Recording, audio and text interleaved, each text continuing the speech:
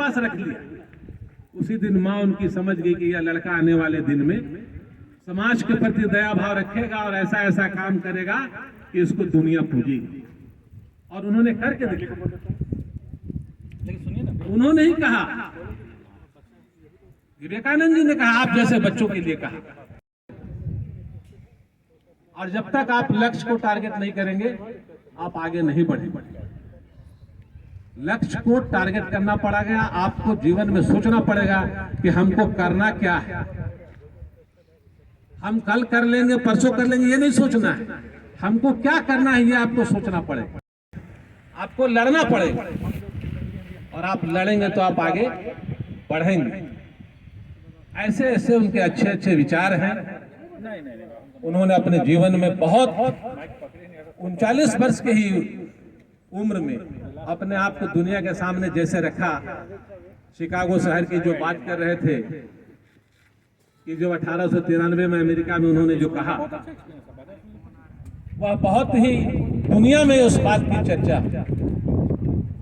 जो उनका संबोधन था बहनों भाइयों से, वह वहां के लिए सचमुच में आश्चर्यजनक था।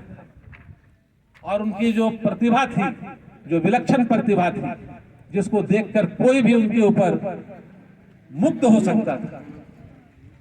उन्होंने अपने इसी कड़ी में एक बात और कहा कि रेस्पेक्ट वीमेन, नारी का सम्मान करें।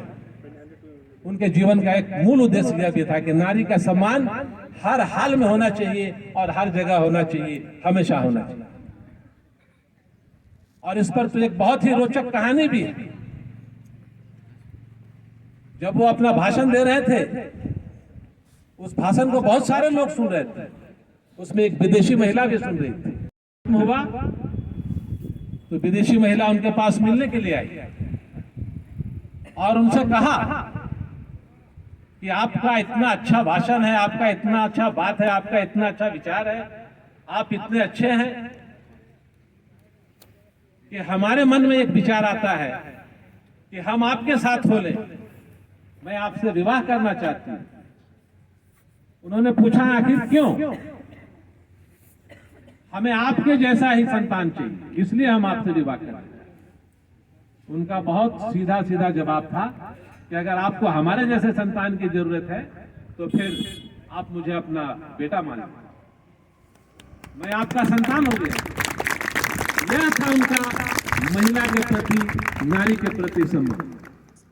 इन सारी चीजों को सोचना है कि उस चीज को पूरा करने के लिए तब के जो नरेंद्र थे स्वामी विवेकानंद, आज भी एक नरेंद्र हम सबों के बीच में है, जो उनकी अधूरी जो चीजें रह गई हैं उनको पूरा करने के लिए इस धरती पर आए हुए हैं।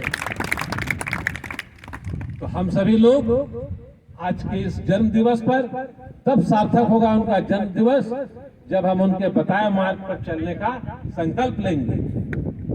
और इन्हीं बातों के साथ कि हम उनके बताए मार्ग पर निश्चित रूप से चलेंगे, अपनी बातों को विराम देते हैं।